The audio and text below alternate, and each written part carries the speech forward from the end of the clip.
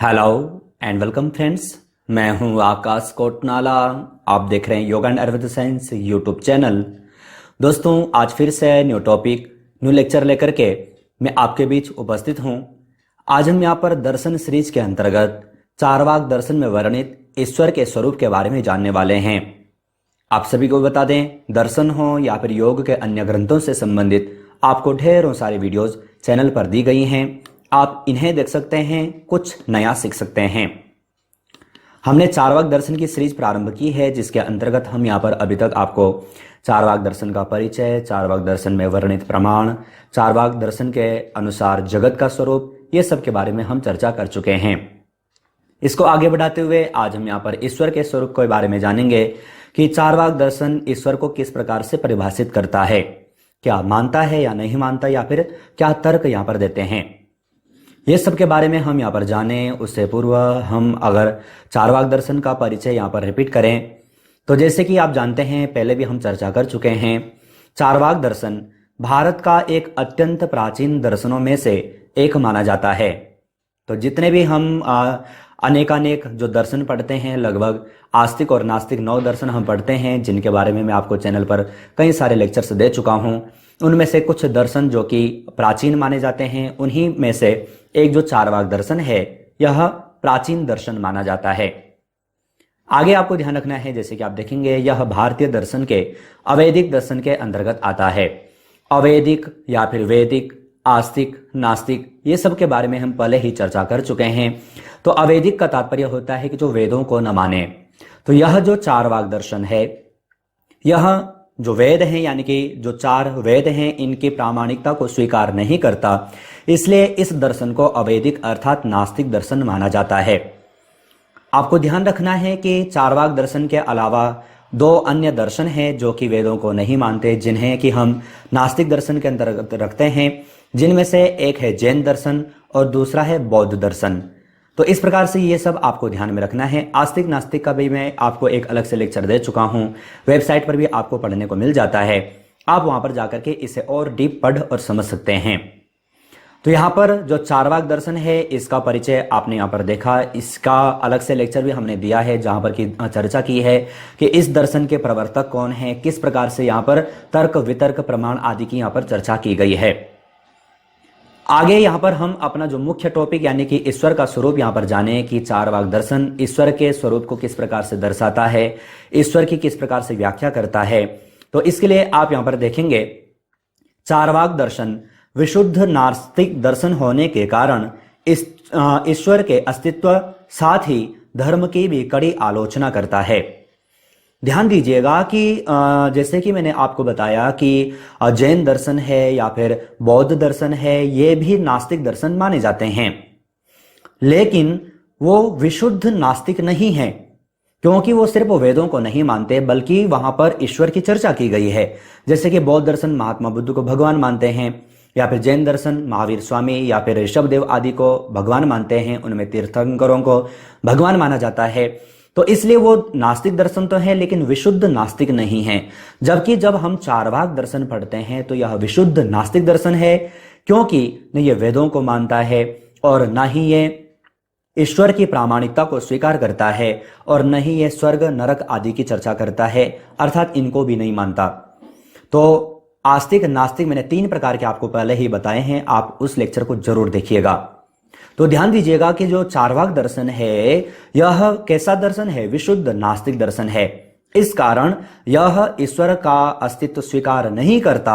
इसके साथ ही यह जो धर्म है, जिस धर्म की हम चर्चा करते हैं, साथ ही साथ उस धर्म की यहां पर चर्चा की गई है जो कि वैदिक धर्म है, वेदों में जिसकी चर्चा की गई है, तो उसकी भी ये कड़ी आलोचना करता है। ये आपको ध्यान में रखना है। अब यहां पर आपको ध्यान रखना है कि ईश्वर को न मानने के लिए यहां पर इन्होंने कुछ तर्क दिए हैं, जो कि आपको जानना जरूरी है। ये आपको यूजीसी नेट के एग्जाम में भी पूछा जा सकता है, या फिर अगर आप योग से मास्टर पीजी डिप्लोमा कर रहे हैं तो एग्जाम में आपको पूछा जा सकता है, या फिर कहीं पर अगर आप इंटरव्यू देने जा रहे हैं तो आपको इस प्रकार से प्रश्न पूछे जा सकते हैं। तो ईश्वर को न मानने के लिए यहाँ पर कुछ तर्क चारवाक दार्शनिक देते हैं। तो वह तर्क कौन कौन से हैं, उन्हें भी हम यहाँ पर देख लेते हैं। तो प्रथम तर्क यहां पर इन्होंने प्रत्यक्ष से ईश्वर की असिद्धि को यहां पर स्वीकार किया है। तो प्रत्यक्ष, जो कि मैं आपको पहले ही प्रमाण आदि के बारे में पढ़ा चुका हूं, अनेकानेक दर्शनों के अनुसार अनेकानेक प्रमाण हैं। तो जो चारवाक दर्शन है, हमने देखा कि सिर्फ यह प्रत्यक्ष प्रमाण को ही स्वीकार करता है। तो प्रत्यक्ष के द्वारा भी जो ईश्वर है उसकी असिद्धि को यहां पर स्वीकार किया गया है। तो इस रूप में यहां पर क्या कहते हैं, तो आप देखिएगा, ईश्वर प्रत्यक्ष नहीं होने के कारण चारवाक दार्शनिक प्रत्यक्ष द्वारा ईश्वर का अस्तित्व स्वीकार नहीं करते। अब यहां पर आप देखेंगे कि जिस ईश्वर की हम चर्चा करते हैं, जो हमें वेदों में या फिर अपने ग्रंथों में या फिर दर्शनों में पढ़ने को मिलता है, वह ईश्वर सामान्य व्यक्ति को खुली हुई आंखों से नहीं देखा जा सकता। हम और आप सामान्य खुली आंखों से उस ईश्वर के अस्तित्व को नहीं देख पाते। तो इसलिए यहां पर इन्होंने कहा कि जब उस ईश्वर को हम देख ही नहीं पाते, अर्थात वह ईश्वर दिखाई नहीं देता, तो ईश्वर है ही नहीं। जबकि जो साधक हैं, जो योग के माध्यम से या फिर अनेकानेक साधनाओं के माध्यम से अपने आप को सिद्ध कर चुके हैं, उनके लिए तो वह ईश्वर सिद्ध ही है, अर्थात प्रत्यक्ष ही है। लेकिन सभी व्यक्ति उस ईश्वर को नहीं देख पाते, अर्थात प्रत्यक्ष वह ईश्वर नहीं होता। इसलिए यहां पर जो ये चारवाक दर्शन है, यह दार्शनिक हैं, यह कहते हैं कि ईश्वर नहीं है। क्यों नहीं है? क्योंकि जो वह ईश्वर है वह प्रत्यक्ष नहीं है, और यह जो दर्शन है यह सिर्फ और सिर्फ प्रत्यक्ष प्रमाण को ही स्वीकार करता है। तो ध्यान दीजिएगा, इसलिए यहां पर कहा कि प्रत्यक्ष के अनुसार भी जो वह ईश्वर है वह असिद्ध है, अर्थात वह ईश्वर नहीं है। उसी के अनुसार अगर जो हम अनुमान के द्वारा देखें, तो अनुमान के द्वारा यहां पर देखें कि जैसे कि न्याय दर्शन की भांति चारवाक दार्शनिक कहते हैं कि कार्य हेतु कारण की आवश्यकता स्वीकार करते हैं। अगर जो हम न्याय दर्शन पढ़ते हैं, तो न्याय दर्शन में कहा गया है कि कोई भी कार्य अगर जो होता है तो उस कार्य के पीछे कोई ना कोई कारण अवश्य होता है। तो वहां पर हम देखते हैं, न्याय दर्शन है या फिर अन्य दर्शनों में कार्य कारणवाद भी मैंने आपको पढ़ाया है। तो कहा जाता है कि कोई कार्य अगर जो हुआ है तो उसके पीछे कोई ना कोई कारण अवश्य होता है।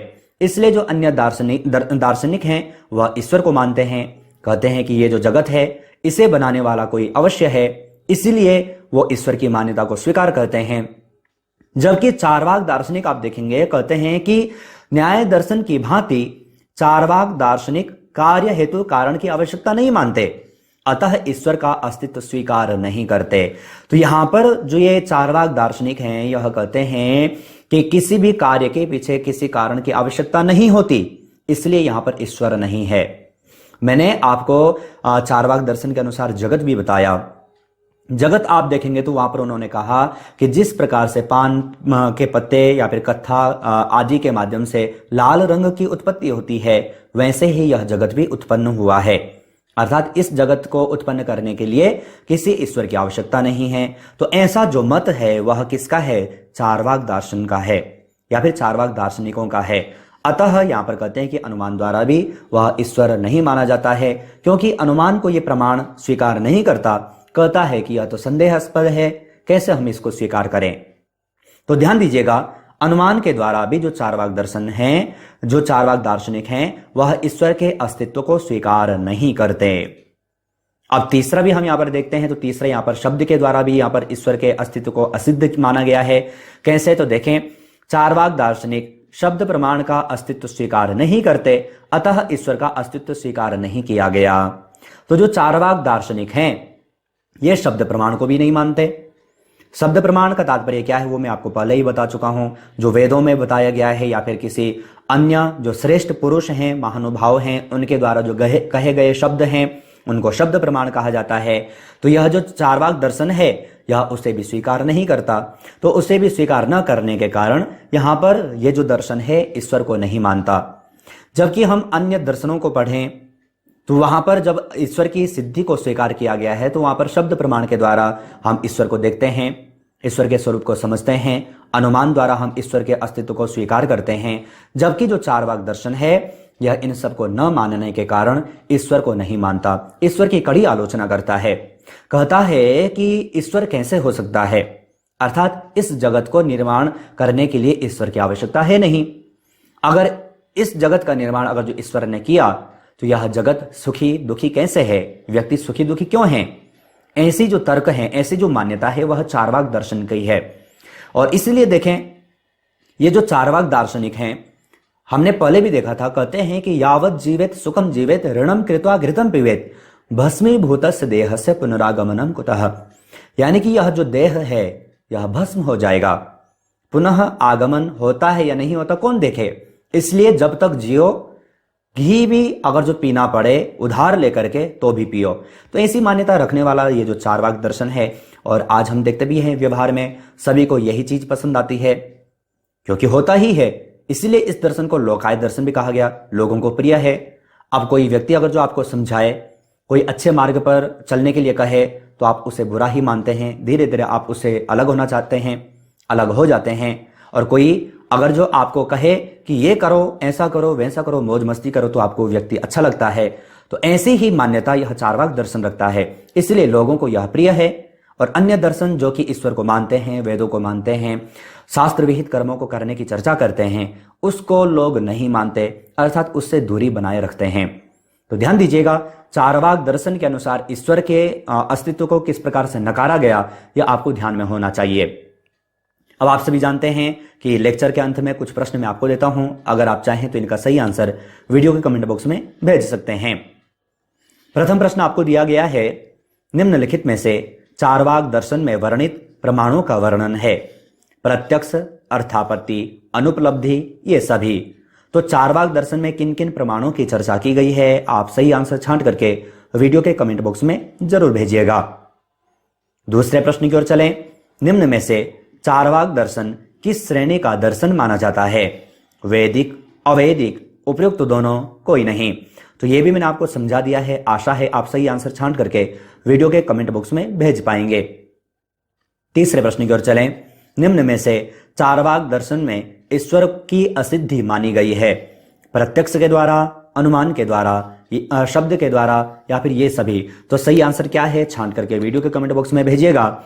साथ ही आपको बता दें, जो प्रश्न आप यहां पर देख रहे हैं, इसी प्रकार से प्रश्नोत्तरी सीरीज की चैनल की ओर से 3 ई बुक पब्लिश की जा चुकी हैं। साथ ही अगर आप चैनल के योग स्टोर पर आते हैं तो कई सारे इक्विपमेंट भी आपको यहां पर मिल जाते हैं। अगर आप ई बुक डाउनलोड परचेस करना चाहते हैं या फिर इन इक्विपमेंट्स को घर पर बैठे ही मंगवाना चाहते हैं, तो इन सब का लिंक आपको वीडियो के कमेंट बॉक्स में, वीडियो के डिस्क्रिप्शन बॉक्स में मिल जाएगा। नेक्स्ट, चौथे प्रश्न की ओर चलें, निम्नलिखित में से चार्वाक दर्शन में आत्मा का स्वरूप है। अविनाशी, नश्वर, उपयुक्त दोनों, कोई नहीं। तो सही आंसर क्या है, आत्मा के स्वरूप को किस प्रकार से दर्शाया गया है, आप छांट करके वीडियो के कमेंट बॉक्स में जरूर भेजिएगा। आज हमने यहां पर चार्वाक दर्शन में वर्णित ईश्वर के स्वरूप के बारे में जाना। आशा है ये लेक्चर आपके लिए यूजफुल रहा हो। अगर यूजफुल था तो वीडियो को लाइक जरूर कीजिएगा। साथ ही आप चैनल पर ज्वाइन बटन पर क्लिक करके चैनल के 3 प्लान में से कोई भी प्लान ले सकते हैं, चैनल से और अधिक जुड़ सकते हैं। इसी प्रकार से अन्य टॉपिक, अन्य लेक्चर के साथ आप सभी से फिर से मुलाकात होगी, लेकिन तब तक आप अपना और अपनी फैमिली का बहुत ख्याल रखिएगा। बाय।